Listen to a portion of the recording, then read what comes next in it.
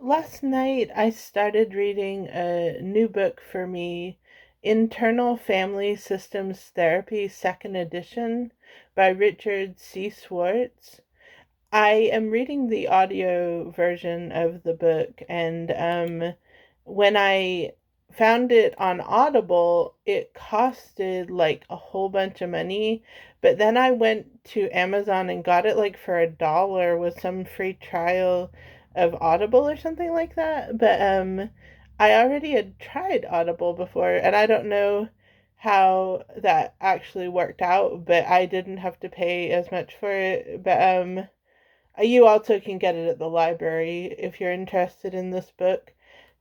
So, I'm really interested in exploring the subject of internal family systems therapy because my own therapist recommended, well, didn't really recommend it. It's the system that she's trying to use in my therapy, I think. And so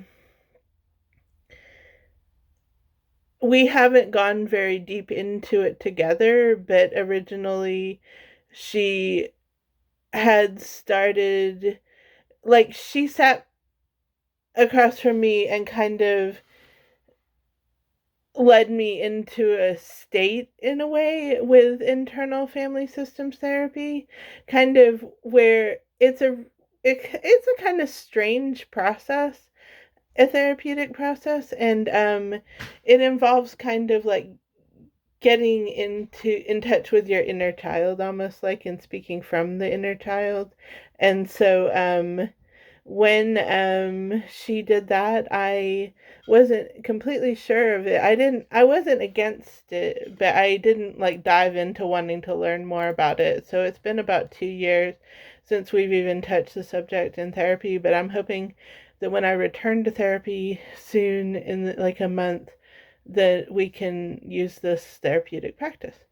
Um, so all that I've really explored, shared with you so far is that it's a therapeutic practice, but it like I'm just gonna read what the Audible description talks about it.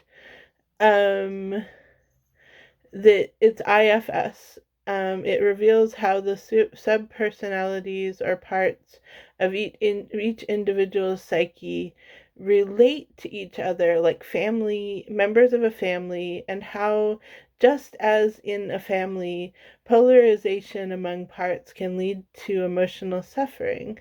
IFS originator Richard Swartz, a master clinician, and master clinician Martha Sweezy explain core concepts and provide practical guidelines for implementing IFS with clients who are struggling with trauma, anxiety, depression, eating disorder, addiction, and behavioral problems. They also address strategies for treating families and couples. IFS therapy is listed in the National Registry of Evidence-Based Programs and Practices.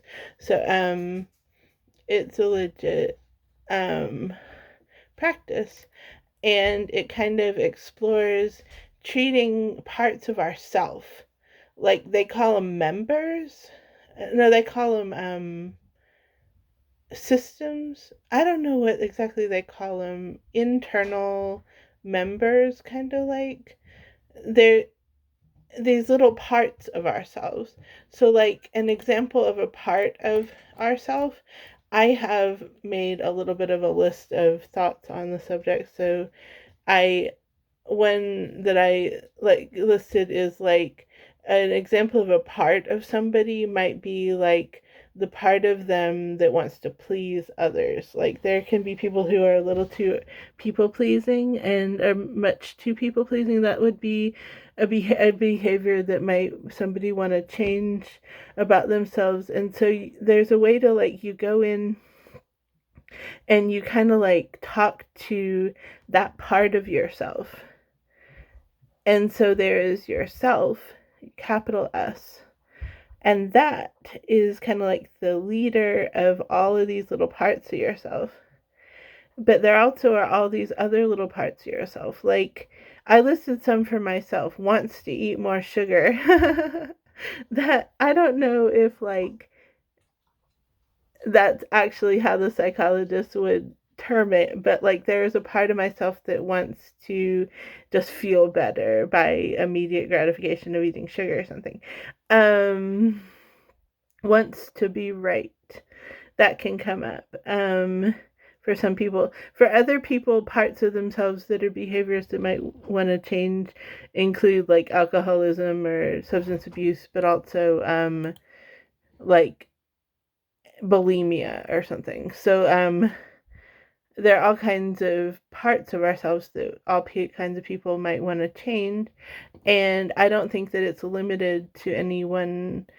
Any like I don't think you have to have any diagnosis at all to be benefited from learning about internal family systems therapy. Um, but I'm just starting to learn about it.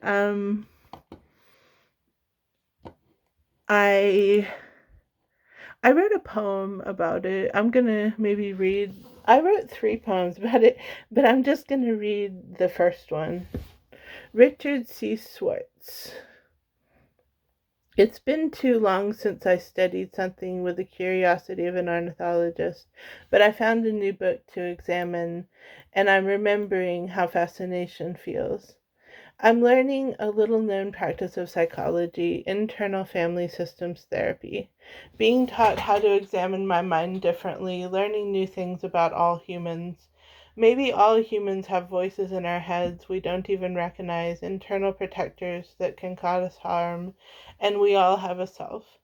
The leader of the voices, the captain that's always back in there, who always can take over when others step aside.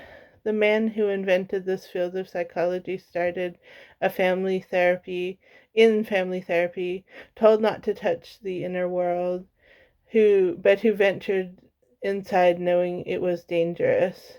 He built a branch of understanding the mind, and I think what a risk taker, how his curiosity took over, and how his experiment transformed.